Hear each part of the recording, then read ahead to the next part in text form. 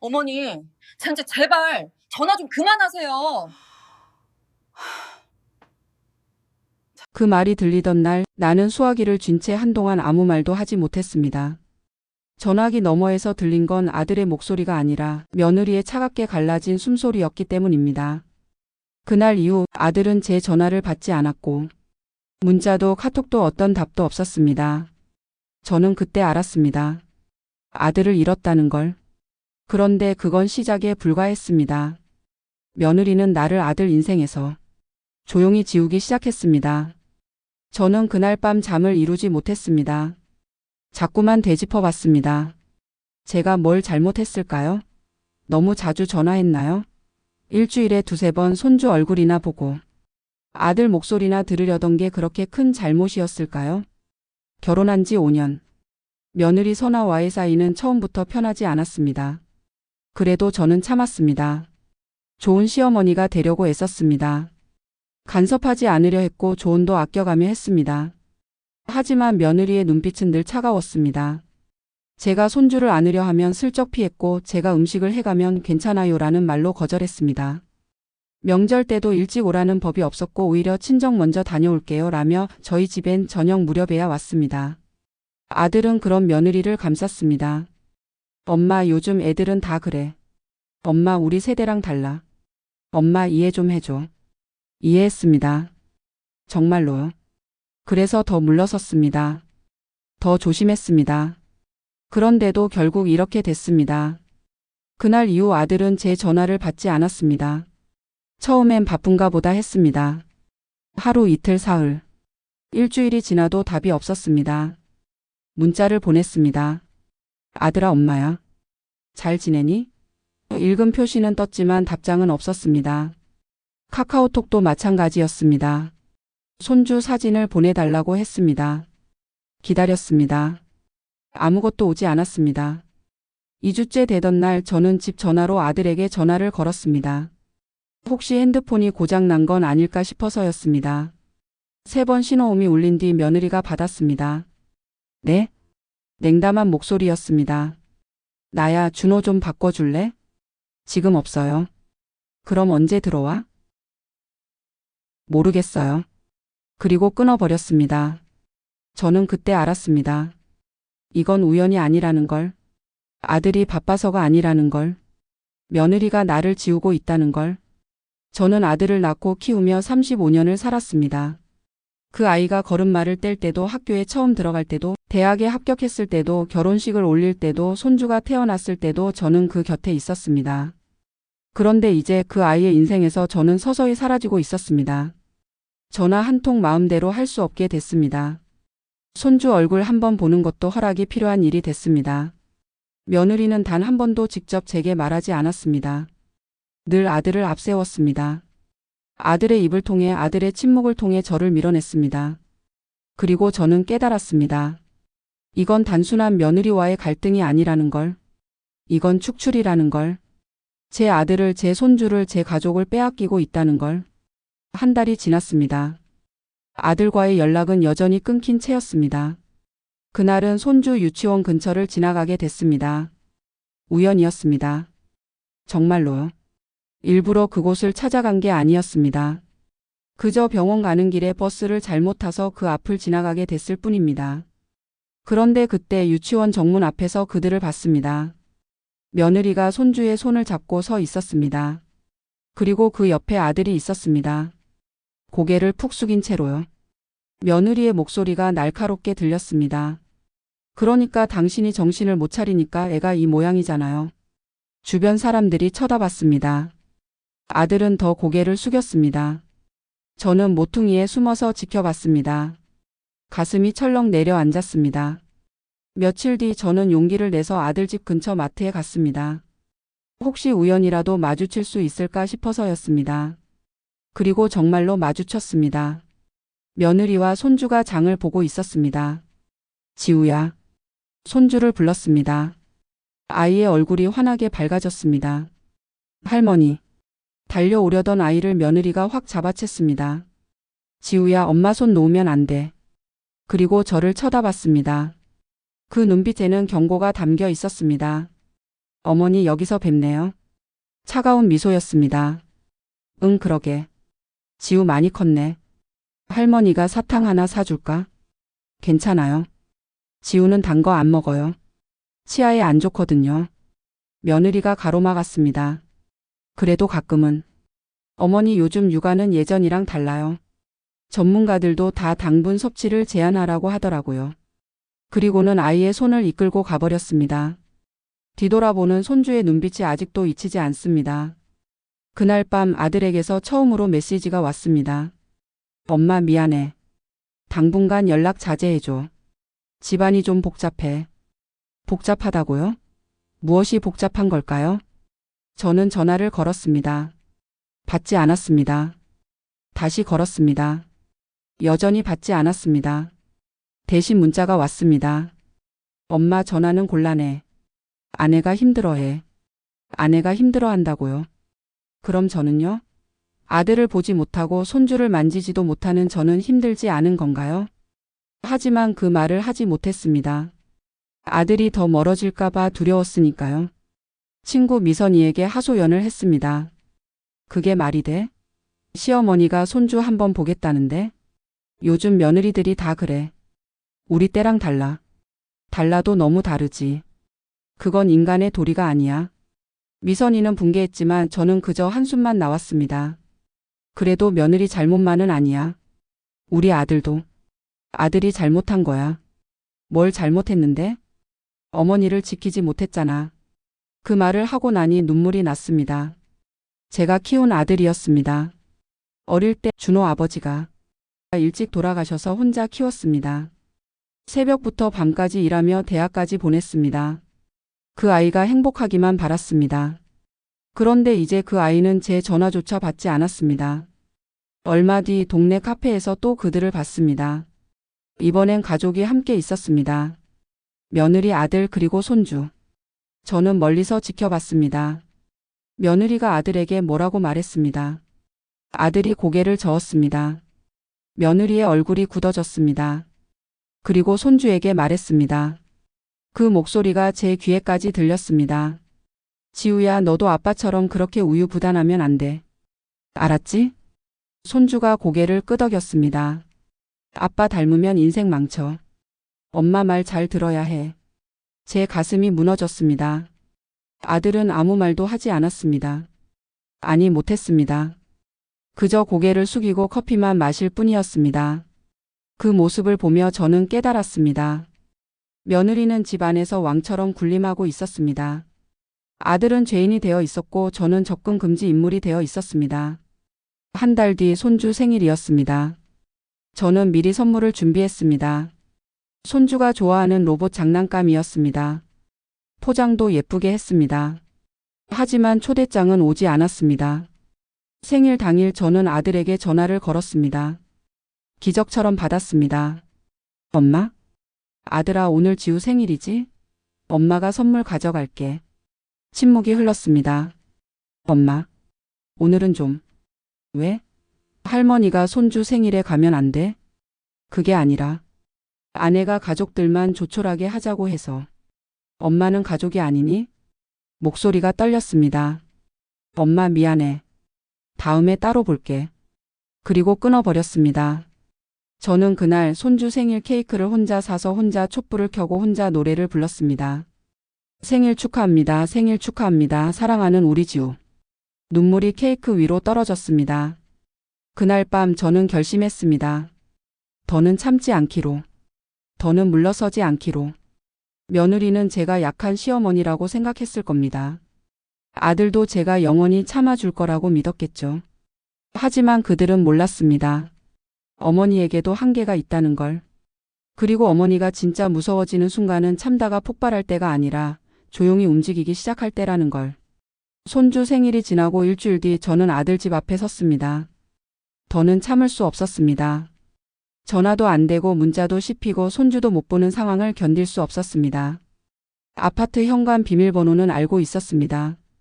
예전에 아들이 알려준 것이었습니다. 엄마 급할 때 쓰세요. 하지만 비밀번호가 바뀌어 있었습니다. 저는 초인종을 눌렀습니다. 한 번, 두 번, 세 번. 아무 대답이 없었습니다. 분명 집에 있었습니다. 현관문 틈새로 불빛이 새어나왔고 안에서 TV 소리가 들렸습니다. 그리고 손주의 웃음소리가 들렸습니다. 엄마, 나 이거 봐. 아이의 목소리가 분명했습니다. 저는 다시 초인종을 눌렀습니다. 이번엔 벨을 길게 눌렀습니다. 안에서 소리가 뚝 끊겼습니다. 쉿, 조용히 해. 며느리의 목소리였습니다. 저는 그 순간 알았습니다. 그들이 일부러 문을 열지 않고 있다는 것을. 준호야, 엄마야, 문 좀 열어라. 목소리를 높였습니다.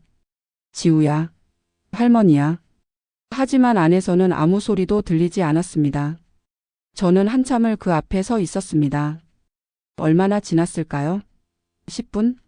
20분? 결국 발걸음을 돌렸습니다. 복도를 걸어 나오는데 눈물이 났습니다. 엘리베이터 안에서 펑펑 울었습니다. 그날 밤 아들에게 전화를 걸었습니다. 고객님께서 전화하신 번호는 현재 차단됐습니다. 믿을 수 없었습니다. 아들이 친어머니 번호를 차단했다는 게. 집 전화로 걸었습니다. 신호음이 3번 울렸습니다. 그리고 며느리가 받았습니다. 여보세요? 나야. 준호 좀. 뚝. 끊어버렸습니다. 다시 걸었습니다. 이번엔 아예 받지 않았습니다. 저는 그날 밤 잠을 이루지 못했습니다. 천장만 멍하니 바라보다가 새벽이 됐습니다. 며칠 뒤 친구 미선이에게 전화가 왔습니다. 야, 너 며느리한테 뭐 잘못한 거 없어? 왜? 아니, 우리 딸이 너희 며느리랑 같은 학부모 모임에 있거든. 근데 들어보니까 미선이가 머뭇거렸습니다. 뭔데? 말해봐. 너희 며느리가 시어머니 얘기를 하더래. 자기가 얼마나 힘들었는지. 가슴이 철렁 내려앉았습니다. 뭐라고 하던데? 간섭이 너무 심하고 육아에 계속 참견하고 연락도 너무 자주 해서 스트레스였다고. 그래서 경계를 확실히 했다고. 내가 간섭을 심하게 했다고? 목소리가 떨렸습니다. 나는 오히려 조심했는데. 눈치 보면서 살았는데. 나도 알아. 그래서 내가 화가 나는 거야. 근데 학부모들 앞에서 그렇게 말하면 다들 며느리 편을 들거든. 요즘 세상이 그래. 시어머니는 무조건 악력이야. 전화를 끊고 나서 한참을 멍하니 앉아 있었습니다. 며느리는 단순히 저를 차단한 게 아니었습니다. 제 이미지까지 망가뜨리고 있었습니다. 주변 사람들에게 저를 문제 있는 시어머니로 만들고 있었습니다. 그래야 자기가 정당해 보이니까요. 일주일 뒤 이번에는 손주 하원 시간에 맞춰 갔습니다. 유치원 앞에서 기다렸습니다. 아이들이 우르르 나왔습니다. 그리고 손주가 보였습니다. 지우야. 아이가 저를 봤습니다. 얼굴이 환해졌습니다. 할머니. 달려오려는 순간 며느리가 나타났습니다. 지우야, 이리 와. 차갑고 단호한 목소리였습니다. 어머니 이러시면 곤란합니다. 며느리가 저를 똑바로 쳐다봤습니다. 뭐가 곤란한데? 할머니가 손주 보겠다는 게? 어머니도 이제 그만 좀 하세요. 저희한테도 사생활이 있어요. 사생활? 가족을 만나는 게 사생활 침해야? 가족이면 뭐든 다 허락되는 건 아니에요. 경계가 필요해요. 경계라니. 너 지금 무슨 소리 하는 거니? 주변 학부모들이 쳐다봤습니다. 며느리는 의도적으로 목소리를 낮추지 않았습니다. 어머니 이러시면 정말 힘들어요. 저희도 참고 살았어요. 이제는 진짜 안 될 것 같아요. 그리고는 손주의 손을 잡고 가버렸습니다. 뒤돌아보는 손주의 눈빛이 아직도 눈에 선합니다. 집으로 돌아오는 버스 안에서 깨달았습니다. 이건 갈등이 아니었습니다. 이건 축출이었습니다. 며느리는 저를 아들의 인생에서, 손주의 인생에서, 그 가족에서 완전히 지우려 하고 있었습니다. 그리고 아들은 그걸 묵인하고 있었습니다. 아니, 동조하고 있었습니다. 친어머니 번호를 차단할 정도로, 현관 비밀번호를 바꿀 정도로, 손주를 만나지 못하게 할 정도로. 그날 밤 저는 오랜만에 서재로 들어갔습니다. 서랍을 열었습니다. 거기에는 오래된 서류들이 있었습니다. 부동산 등기부등본, 예금통장, 보험증서, 그리고 아직 작성하지 않은 유언장 용지. 저는 천천히 그것들을 꺼내 책상 위에 펼쳐 놓았습니다. 다음 날 저는 은행으로 갔습니다. 창구 직원에게 물었습니다. 제 명의로 된 계좌들 전부 확인하고 싶은데요. 네, 신분증 주시겠어요? 직원이 컴퓨터를 두드렸습니다. 총 5개 계좌가 있으시네요. 합계 잔액이 제법 큰 금액이었습니다. 평생 모은 돈이었습니다. 아들에게 물려줄 생각으로 사둔 상가 건물이 있었습니다. 지금은 제법 가치가 올라 있었습니다. 집으로 돌아와서 모든 서류를 정리했습니다. 며느리는 몰랐을 겁니다. 아들도 몰랐을 겁니다. 제가 무엇을 가지고 있는지, 제가 누구를 위해 그것들을 모아왔는지. 그날 밤 저는 조용히 앉아서 생각했습니다. 며느리는 저를 힘없는 늙은 시어머니로 봤습니다. 그래서 함부로 대했습니다. 아들은 저를 언제나 참아주는 어머니로 봤습니다. 그래서 며느리 편을 들 수 있었습니다. 하지만 그들은 몰랐습니다. 어머니에게도 카드가 있다는 걸. 그리고 그 카드를 꺼내는 순간 판이 완전히 뒤집힐 수 있다는 걸. 저는 서류들을 다시 서랍에 넣었습니다. 아직은 아니었습니다. 아직은 때가 아니었습니다. 하지만 준비는 끝났습니다. 며느리가 저를 완전히 몰아낼 수 있다고 생각하는 순간, 아들이 저를 영영 잃어도 괜찮다고 생각하는 순간, 바로 그때 저는 움직일 것입니다. 며느리는 전쟁을 시작했습니다. 하지만 전쟁의 끝이 어떻게 날지는 몰랐습니다. 왜냐하면 진짜 무기를 가진 사람은 따로 있었으니까요. 며칠 뒤 저는 시내 변호사 사무실을 찾았습니다. 예약을 잡고 갔습니다. 젊은 여성 변호사가 저를 맞이했습니다. 어떻게 오셨어요? 상속과 증여에 대해 상담받고 싶습니다.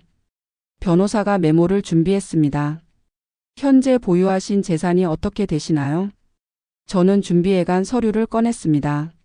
아파트 한 채, 상가 건물 하나, 그리고 예금이 있습니다. 변호사가 서류를 훑어봤습니다. 눈빛이 조금 달라졌습니다. 재산 규모가 상당하시네요. 평생 모은 겁니다. 자녀분은 몇 분이세요? 아들 하나뿐입니다.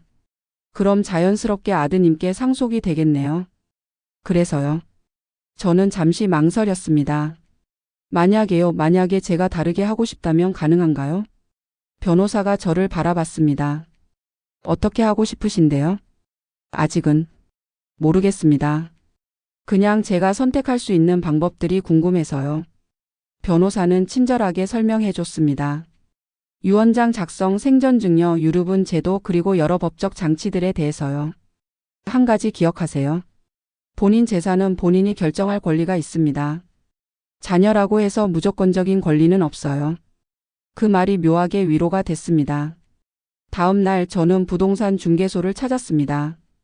제가 가진 상가 건물이 있는 동네의 중개소였습니다. 이 건물 시세가 어떻게 되나요? 중개인이 컴퓨터를 확인했습니다. 아, 이 건물이요? 요즘 이 지역이 개발되면서 많이 올랐어요. 실거래가 기준으로 한 대략 50억 정도 되겠네요. 50억이요? 네. 5년 전만 해도 35억 정도였는데 많이 올랐죠. 혹시 매도 생각 있으세요? 아니요, 그냥 궁금해서요. 집으로 돌아오는 길 저는 계속 생각했습니다. 50억. 아들은 몰랐습니다. 이 건물이 얼마나 가치가 있는지.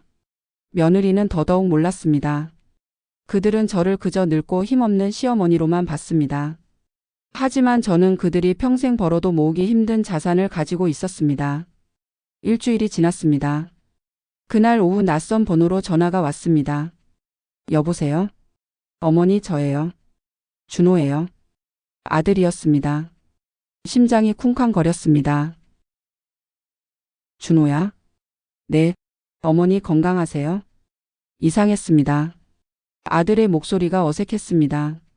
마치 대본을 읽는 것 같았습니다. 그래, 나는 잘 지내. 너는? 저도 잘 지내요. 어머니 요즘 어떻게 지내세요? 불편한 거 없으세요? 왜? 갑자기? 아니, 그냥 궁금해서요. 침묵이 흘렀습니다. 어머니 혹시 건강 괜찮으세요? 병원 같은 데 다니시는 거 없으시죠? 왜 그러니? 무슨 일 있어? 아니에요. 그냥 걱정돼서요. 거짓말이었습니다. 아들은 원래 이렇게 말하지 않았습니다. 준호야, 무슨 일 있으면 말해봐. 정말 아무것도 아니에요. 그냥 오랜만에 목소리 듣고 싶어서. 뒤에서 며느리 목소리가 희미하게 들렸습니다. 빨리 끊어. 아들이 헛기침을 했습니다. 어머니, 저 바빠서요. 나중에 다시 전화 드릴게요. 지우는 잘 지내니? 네, 잘 지내요. 그럼 먼저 끊을게요. 뚝. 전화가 끊겼습니다. 저는 멍하니 핸드폰을 바라봤습니다. 뭔가 이상했습니다. 분명 뭔가 있었습니다. 그날 밤 친구 미선에게 전화를 걸었습니다. 미선아, 이상한 일이 있어. 뭔데? 준호가 갑자기 전화를 했거든. 그런데 뭔가 이상했어. 뭐가? 자꾸 내 건강을 물어보고 병원 다니냐고 묻고. 그러더니 금방 끊더라고. 미선이 잠시 침묵하더니 말했습니다. 야, 혹시 재산 때문에 그러는 거 아니야? 재산? 요즘 그런 경우 많대. 부모 재산이 얼마나 되는지 확인하려고. 가슴이 철렁했습니다. 설마 우리 아들이. 너 아들한테 재산 얘기한 적 있어? 아니, 한 번도. 그럼 며느리가 시킨 거야. 분명히. 전화를 끊고 나서도 한참을 생각했습니다. 그럴 리 없다고 생각하고 싶었습니다. 하지만 그 어색한 전화 통화가 자꾸 떠올랐습니다. 3일 뒤 또 전화가 왔습니다. 어머니, 저예요. 또 아들이었습니다. 어머니, 요즘 혹시 집에 문제 없으세요? 수리할 데 없으시고? 없는데? 아, 다행이다. 혹시 돈 필요하신 거 있으세요? 아니, 괜찮아. 어머니, 혹시 노후 준비는 잘 되어 있으세요? 연금 같은 거 받으시고 그러시죠? 역시 나였습니다. 준호야. 네? 너 지금 뭐 하려고 하는 거니? 네? 아니, 그게 아니라. 솔직하게 말해봐. 누가 시켰어? 어머니, 무슨 말씀을? 며느리가 시켰지? 침묵이 흘렀습니다. 어머니, 저 일 있어서요. 끊을게요. 또 끊어버렸습니다. 저는 확신했습니다. 며느리가 제 재산을 확인하려 하고 있다는 걸. 이상한 일은 거기서 끝나지 않았습니다. 일주일 뒤 아파트 관리사무소에서 전화가 왔습니다. 어머님, 댁 아드님이라는 분이 오셔서 어머님 명의로 된 아파트 정보를 요청하셨는데요. 뭐라고요? 등기부등본이 필요하다고 하시던데 본인 확인이 필요해서 연락드렸어요. 절대 주지 마세요. 제 허락 없이는 아무것도 주시면 안 됩니다. 네, 알겠습니다. 전화를 끊고 나서 저는 떨리는 손으로 차를 끓였습니다. 며느리는 이미 움직이고 있었습니다. 제 재산이 얼마나 되는지 알아내려고 하고 있었습니다. 왜일까요? 답은 하나였습니다. 저를 완전히 내쫓기 전에 제가 가진 것들을 확인하고 싶었던 겁니다. 그래야 손해를 보지 않으니까요. 그날 밤 저는 다시 서재로 들어갔습니다. 서류들을 꺼내서 펼쳐 놓았습니다. 그리고 천천히, 아주 천천히 계획을 세우기 시작했습니다. 며느리는 몰랐습니다. 아들도 몰랐습니다. 그들이 저를 탐색하는 동안 저도 움직이고 있다는 것을요. 다음 날 저는 다시 변호사 사무실을 찾았습니다. 저번에 왔던 사람입니다. 유언장을 작성하고 싶어요. 네, 어떻게 작성하시길 원하세요? 일단은 조건부로 하고 싶습니다. 조건부요? 네. 특정 조건이 충족되지 않으면 상속이 되지 않도록요. 변호사가 고개를 끄덕였습니다. 가능합니다. 어떤 조건을 원하세요? 저는 천천히 말했습니다.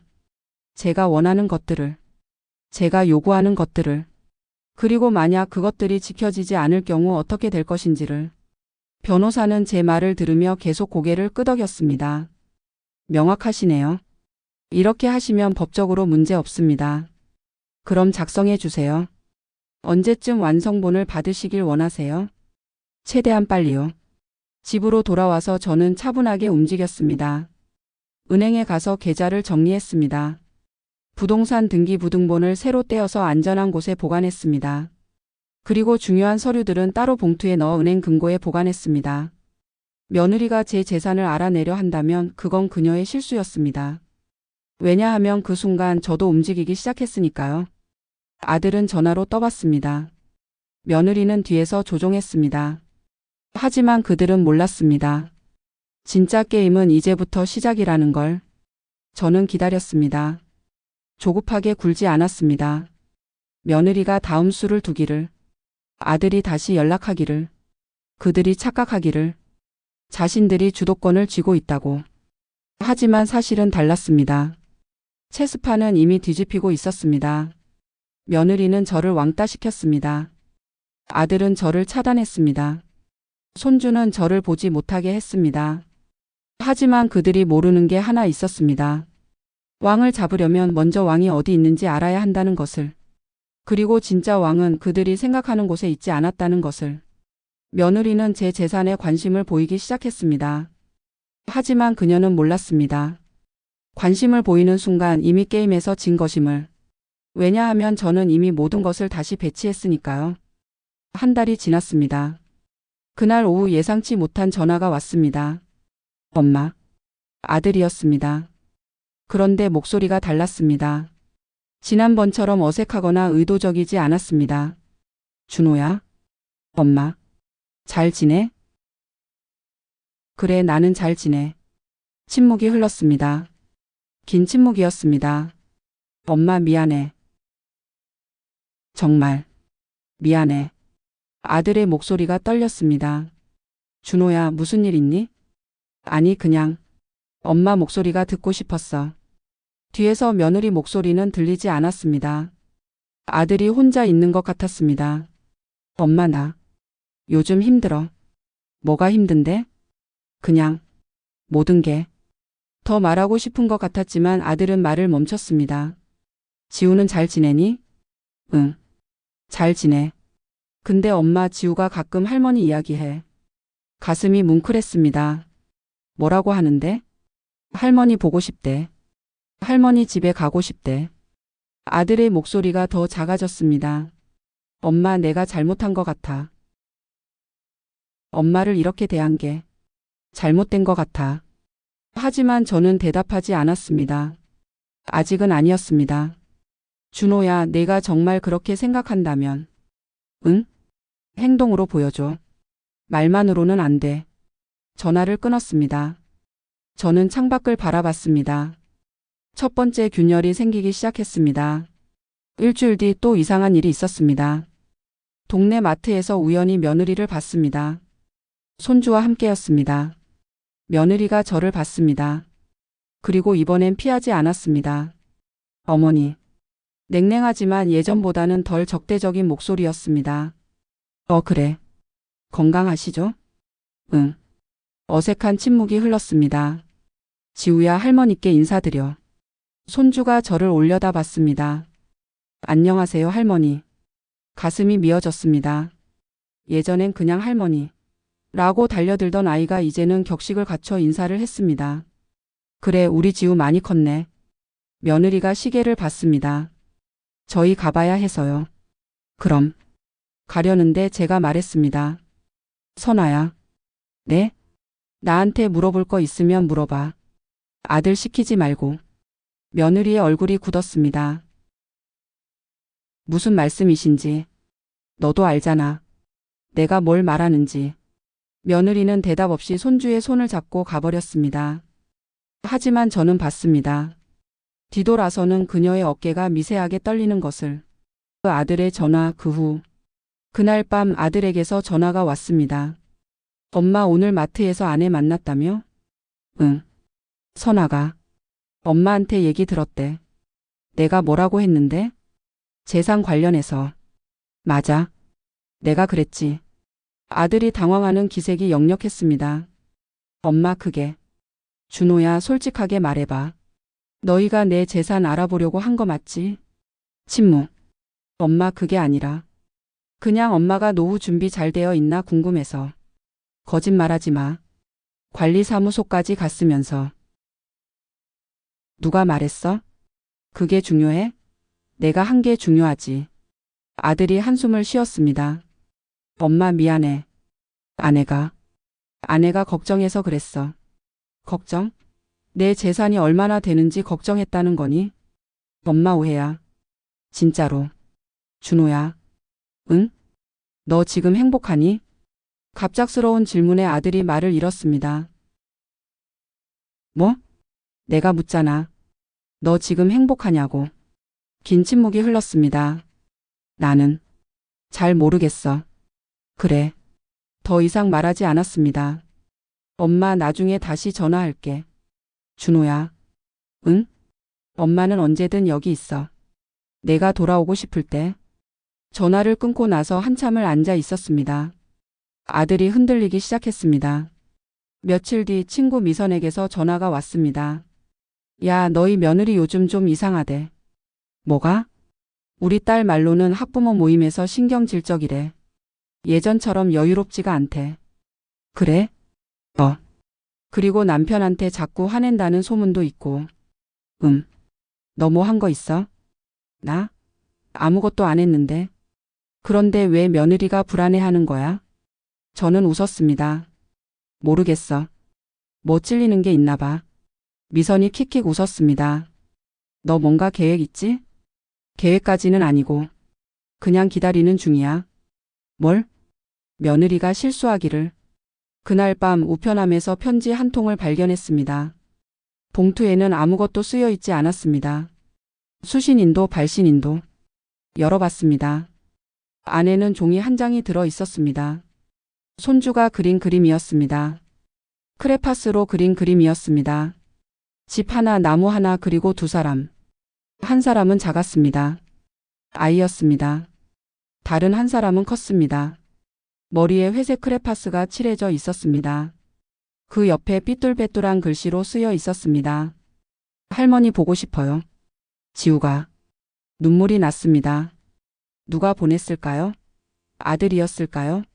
아니면 손주가 몰래 넣은 걸까요? 하지만 중요한 건 그게 아니었습니다. 중요한 건 손주가 저를 기억하고 있다는 것. 그리고 보고 싶어 한다는 것.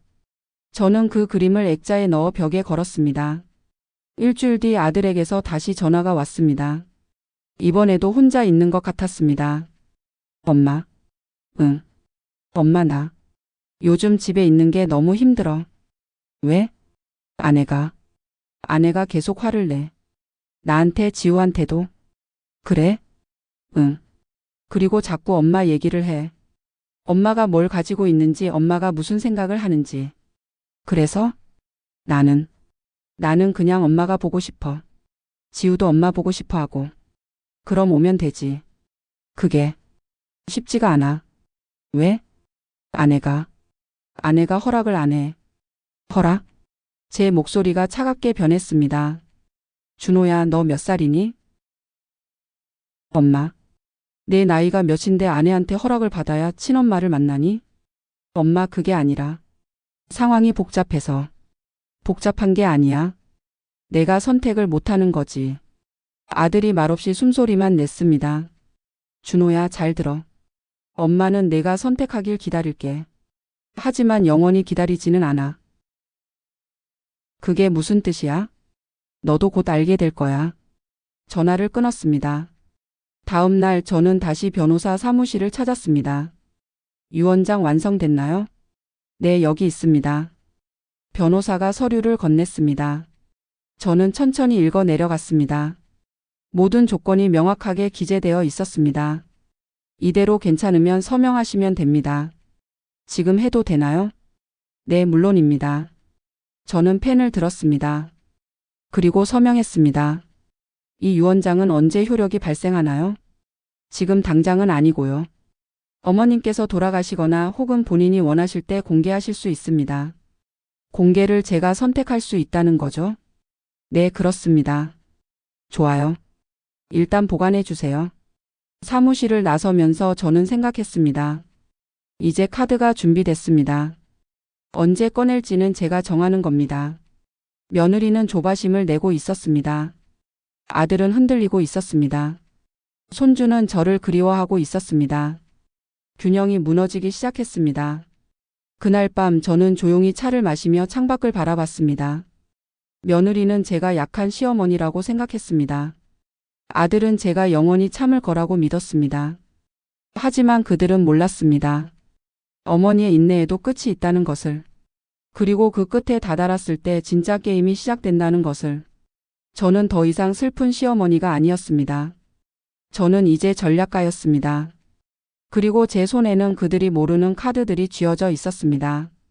며느리가 제 재산에 관심을 보인 순간 그녀는 실수를 했습니다. 왜냐하면 그 순간 저도 제 권리를 행사하기 시작했으니까요. 이제 누가 진짜 선택권을 가지고 있는지 보여줄 시간이었습니다. 며느리는 불안해하기 시작했습니다. 아들은 갈등하기 시작했습니다. 하지만 그들은 아직 몰랐습니다.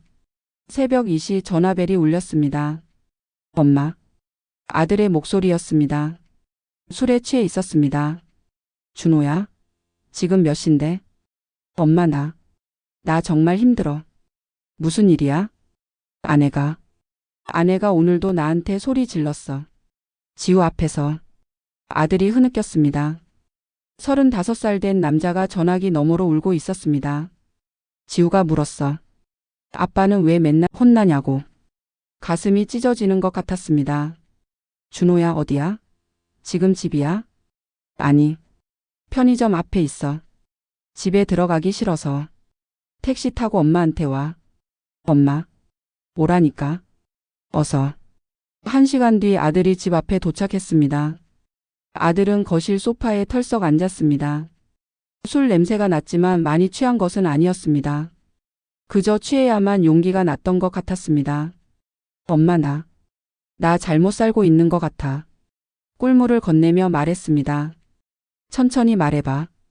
결혼하고 나서 하루도 편한 날이 없었어. 아내는 항상 화나 있어. 내가 뭘 해도 마음에 안 들어 해. 내가 숨 쉬는 것도 싫어하는 것 같아. 며느리가 왜 그러는 것 같은데? 모르겠어. 처음엔 내가 부족해서 그런 줄 알았어. 그래서 더 잘하려고 했지. 근데 더 잘할수록 더 무시당하는 것 같았어. 아들이 고개를 떨궜습니다. 그리고 엄마 일도. 엄마한테 정말 미안해. 됐어. 아니야. 나는 엄마를 배신했어. 친엄마를 차단하고 전화도 안 받고. 목소리가 떨렸습니다. 아내가 그러라고 했어. 엄마를 자꾸 만나면 우리 결혼 생활이 힘들어진다고. 경계를 확실히 해야 한다고. 그래서 내가 선택한 거구나. 응. 그때는 그게 맞는 것 같았어. 아내 말이 다 맞는 것 같았어. 근데 엄마를 끊고 나니까 더 힘들어졌어. 아내는 만족한 게 아니라 더 많은 걸 요구했어. 아들이 저를 봤습니다. 엄마, 나 이제 어떻게 해야 돼? 저는 한참을 아들을 바라봤습니다. 준호야, 그건 엄마가 정해줄 수 있는 게 아니야. 내가 결정해야 해. 다음 날 아침이 됐습니다. 아들은 손님 방에서 잤습니다. 오랜만에 편히 잔 것 같았습니다. 아침 식사를 준비하는데 아들이 일어났습니다. 엄마 미안해. 간밤에. 됐어. 밥 먹자. 식탁에 마주 앉았습니다. 된장찌개, 계란말이, 김치. 간단한 식사였지만 아들은 눈물을 글썽이며 먹었습니다. 엄마 밥. 진짜 오랜만이다. 많이 먹어. 응. 한참을 먹다가 아들이 말했습니다. 엄마, 나 결정했어. 뭘? 아내한테 말할 거야. 더 이상은 못 참겠다고. 그래? 응. 그리고 엄마랑 다시 연락하고 싶다고. 지우도 할머니를 만나야 한다고. 저는 고개를 끄덕였습니다. 좋은 결정이야. 엄마. 그런데 무서워. 뭐가? 아내가 뭐라고 할지. 또 싸울 것 같아. 준호야. 응? 싸우는 게 무서워서 평생 고개 숙이고 살 거야? 아들이 말없이 저를 바라봤습니다. 내 인생이야. 내가 당당하게 살아야 해. 그날 저녁 아들에게서 전화가 왔습니다. 엄마. 목소리가 떨리고 있었습니다. 하지만 이번엔 우는 목소리가 아니었습니다. 말했어. 뭐라고 하던? 처음엔 화냈어. 엄청 화냈어. 나보고 미쳤냐고, 시어머니한테 세뇌당했냐고. 근데 나도 이번엔 안 물러섰어. 처음으로. 뭐라고 했는데? 말했어. 내 엄마는 내가 지킨다고. 지우도 할머니를 만날 권리가 있다고. 그랬더니 아내가 진짜 화를 내더라. 소리 지르고 물건도 던지고. 걱정이 됐습니다. 너 괜찮아? 응. 그런데 엄마, 신기한 일이 있었어. 뭔데? 지우가 나를 안아주더라. 울면서. 아빠 멋있어라고 했어. 아들의 목소리가 떨렸습니다. 엄마, 내 아들이 나를 그렇게 본 게 처음이었어. 항상 엄마한테만 가고 나는 무시당했는데. 이제 알겠어. 내가 지키지 않으면 아무도 안 지켜주는 거구나. 이틀 뒤 며느리에게서 전화가 왔습니다. 처음이었습니다. 며느리가 직접 제게 전화한 건 어머니. 차가운 목소리였습니다. 응. 어머니가 준호 씨를 꼬드기신 거죠? 꼬드기다니? 갑자기 태도가 변했어요. 분명 어머니가 뭐라고 하셨을 거예요. 나는 아무 말도 안 했어. 거짓말하지 마세요. 며느리가 소리를 질렀습니다. 잘 들으세요. 어머니가 아무리 발버둥 쳐도 소용없어요. 준호 씨는 제 남편이에요. 지우는 제 아들이고요. 그래, 맞아. 네? 준호는 내 남편 맞아. 근데 내 아들이기도 해. 그리고 지우는 내 딸 맞아. 근데 내 손주이기도 하지. 어머니 지금. 선아야. 제 목소리가 차갑게 변했습니다. 너는 착각하고 있어. 내가 모든 걸 통제할 수 있다고 생각하지. 근데 세상은 그렇게 안 돌아가. 무슨 소리예요? 곧 알게 될 거야. 전화를 끊었습니다. 손이 떨렸습니다. 하지만 기분은 좋았습니다. 해시태그 균열은 계속됐다. 일주일이 지났습니다. 그 사이 아들은 매일 전화를 했습니다. 집안 상황을 알려줬습니다. 며느리는 점점 더 예민해졌습니다. 아들에게 소리를 질렀고 지우에게까지 신경질을 냈습니다. 엄마, 오늘 아내가 지우한테 막 화를 냈어. 지우가 할머니 보고 싶다고 했다고. 지우는 괜찮아? 울었어. 많이. 내가 달래긴 했는데. 엄마, 나 이제 확실히 알겠어. 이 결혼 생활이 잘못됐다는 거. 준호야, 그런 말은 신중하게 해야 돼. 알아? 근데 엄마, 나 더 이상 못 참겠어. 진짜로. 며느리의 통제가 무너지기 시작했습니다. 아들이 더 이상 고개를 숙이지 않자 그녀는 갈 곳을 잃었습니다. 그리고 갈 곳을 잃은 사람은 폭력적으로 변했습니다. 그날 밤 저는 아들에게 말했습니다. 준호야, 엄마가 한 가지만 물어볼게. 응, 말해봐. 너 정말로 이 상황을 바꾸고 싶어? 당연하지. 그럼 각오는 돼 있어? 무슨 각오? 며느리가 가만히 있지 않을 거야. 너한테도 나한테도 공격할 거야. 알아. 그래도 할 거야? 아들이 잠시 침묵하더니 대답했습니다. 응. 이제 더는 못 참겠어. 엄마도 나도 지우도. 다 같이 행복할 순 없을까? 있지. 근데 그러려면 누군가는 선택을 해야 해. 선택? 응. 가족을 지킬 건지 아니면 통제를 지킬 건지. 아들은 이해한 것 같았습니다. 엄마, 나 준비됐어. 뭐든 할게. 그래. 그럼 엄마를 믿어. 엄마가 뭐 할 건데? 곧 알게 될 거야. 며느리의 왕국이 흔들리기 시작했습니다. 아들이 처음으로 그만이라고 말했습니다. 그리고 이제 진짜 게임의 막이 오를 시간이었습니다. 며칠 뒤 저는 아들을 집으로 불렀습니다. 며느리에게도 말했습니다. 직접 전화해서. 이번 주말 우리 집으로 와. 둘 다. 왜요? 며느리의 목소리는 여전히 차갑고 방어적이었습니다. 할 얘기가 있어. 무슨 얘기인데요? 오면 알게 돼. 싫으면요? 그럼 나 혼자 결정할 거야. 후회하지 말고. 전화를 끊었습니다. 그날 토요일 오후 2시. 초인종이 울렸습니다. 아들과 며느리가 함께 왔습니다. 손주는 데려오지 않았습니다. 거실로 안내했습니다. 며느리는 팔짱을 낀 채 소파 끝에 앉았습니다. 아들은 불안한 표정으로 그 옆에 앉았습니다. 차 마실래? 됐어요. 빨리 용 것만 말씀하세요. 며느리가 쏘아붙였습니다. 저는 차분하게 커피를 내왔습니다. 그리고 테이블 위에 서류 봉투 하나를 올려놨습니다. 이게 뭔데요? 며느리가 물었습니다. 열어봐. 며느리가 봉투를 뜯었습니다. 안에서 서류 몇 장이 나왔습니다. 그녀의 얼굴이 굳었습니다.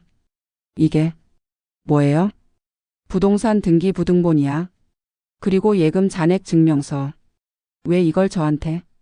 내가 궁금해 하잖아. 내가 뭘 가지고 있는지. 며느리가 서류를 보며 입을 다물지 못했습니다. 아들도 놀란 표정으로 서류를 봤습니다. 엄마, 이게 다 엄마 거야? 그래. 이렇게.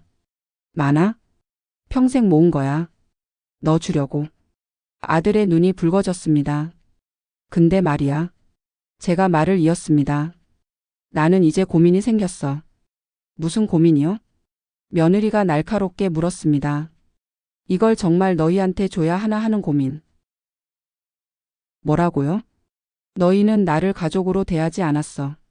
친엄마를 차단하고 손주를 못 보게 하고 나를 집 밖에서 쫓아냈지. 어머니 그건. 그런 사람들한테 내 재산을 물려줘야 할 이유가 있을까? 정적이 흘렀습니다. 며느리의 얼굴이 새하얗게 질렸습니다. 어머니. 설마. 유언장을 썼어. 조건부로. 조건이요? 내가 제시하는 조건들을 지키면 이 모든 게 너희 거야. 안 지키면. 저는 잠시 멈췄습니다. 다른 곳에 기부할 거야. 뭐라고요? 며느리가 벌떡 일어났습니다. 그게 무슨 말도 안 되는 소리예요. 준호 씨는 어머니 아들이잖아요. 맞아. 내 아들이지. 근데 나를 어머니로 대하지 않았잖아. 아들이 고개를 숙였습니다. 조건이 뭔데요? 며느리가 떨리는 목소리로 물었습니다. 저는 천천히 말했습니다. 첫째, 나는 일주일에 한 번 손주를 만날 거야. 방해하지 마. 둘째, 아들과 자유롭게 연락할 거야. 차단하거나 방해하지 마. 며느리가 입술을 깨물었습니다. 셋째, 명절과 생일엔 가족과 함께 보낼 거야. 그게 다예요? 아니. 하나 더 있어. 뭔데요? 넷째, 준호를 존중해.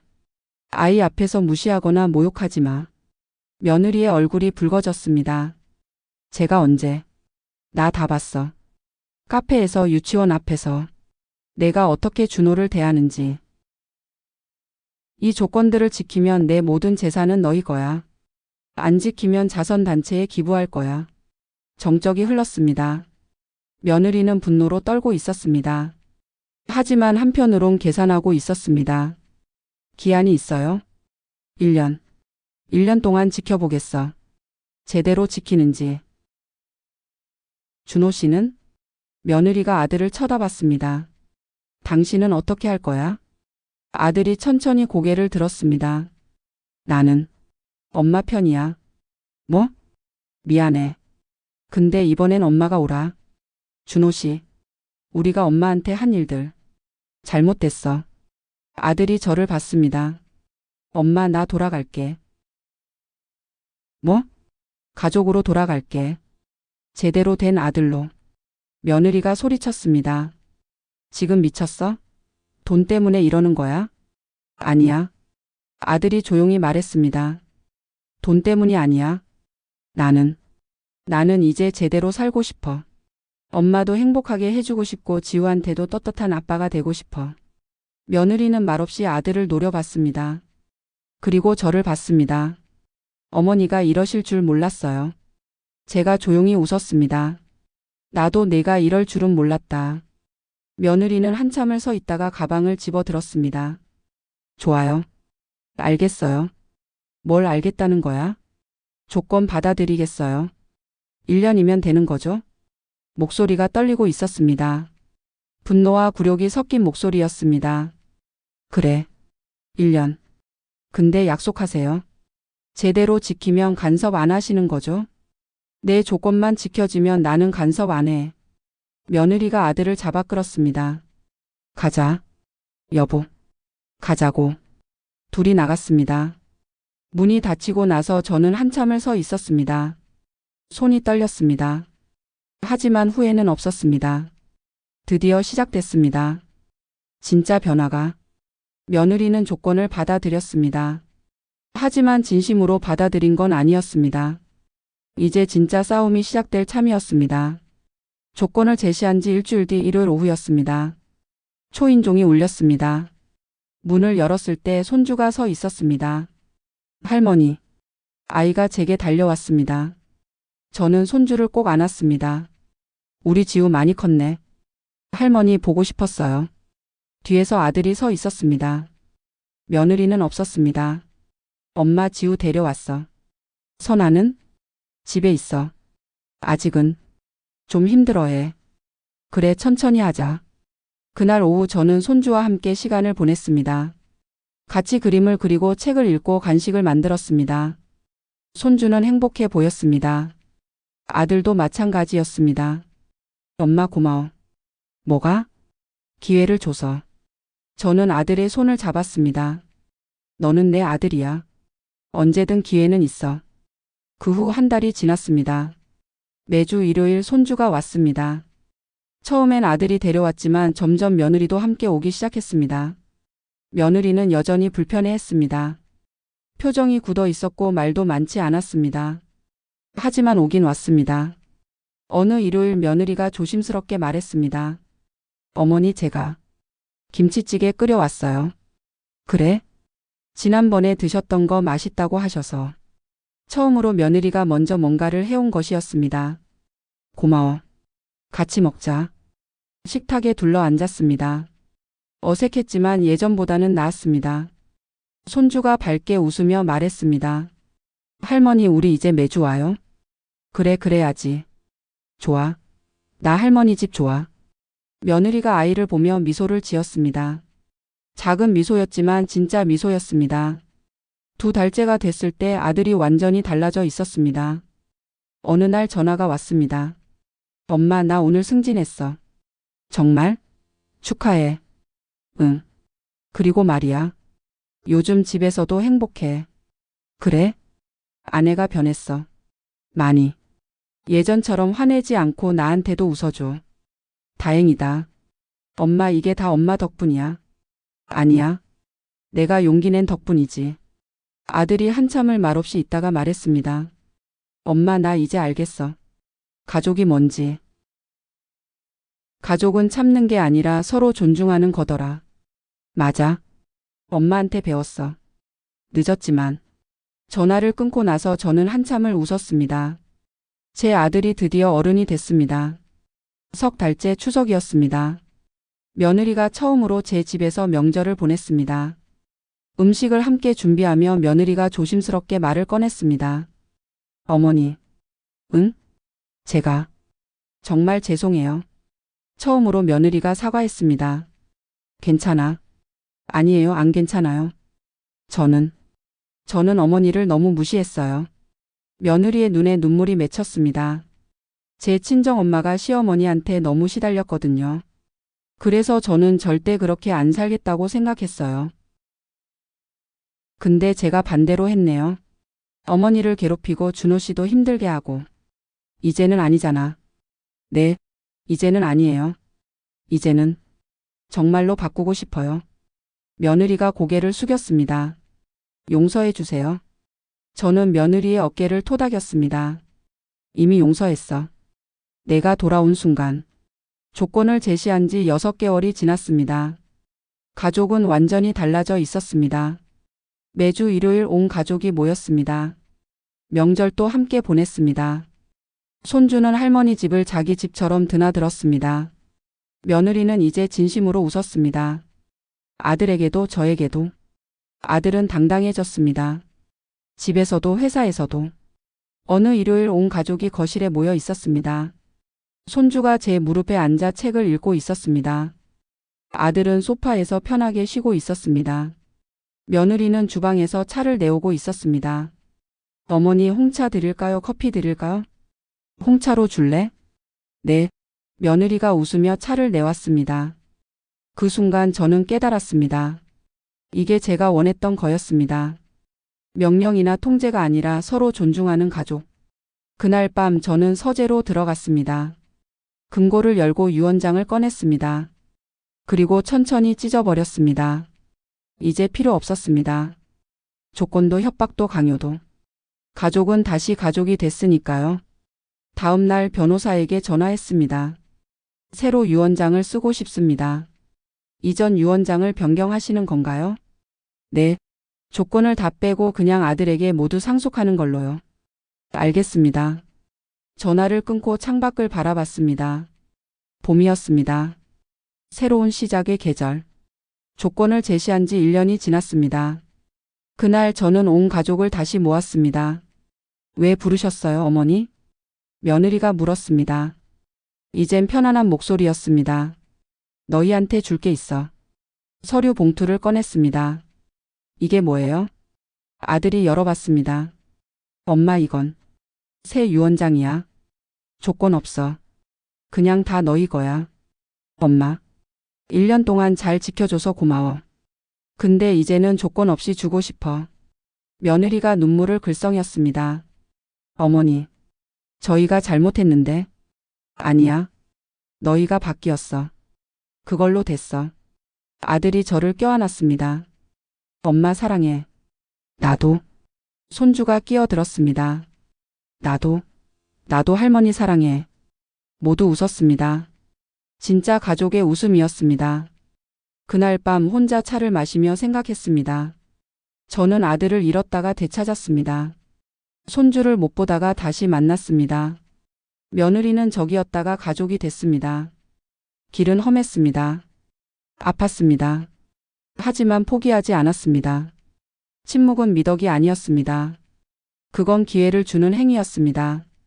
기회를 잃었을 때 저는 움직였습니다. 조용히 하지만 확실하게. 그리고 결국 모든 것을 되찾았습니다. 며느리는 배웠습니다. 통제는 사랑이 아니라는 것을. 아들은 배웠습니다. 용기의 가치를. 저는 배웠습니다. 어머니의 힘이 어디서 나오는지를.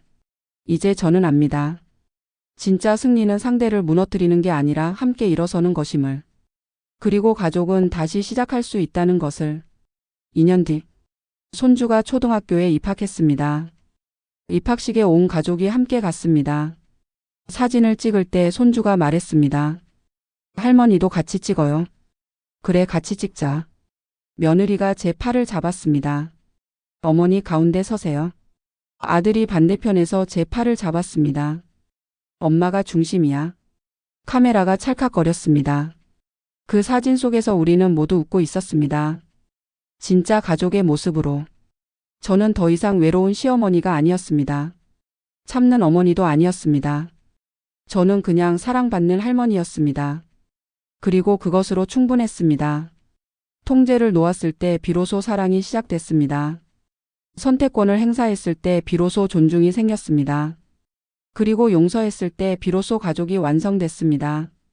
구독과 좋아요를 눌러주시면 다음 영상을 만드는데 많은 도움이 됩니다. 긴 영상을 끝까지 시청해 주셔서 감사합니다.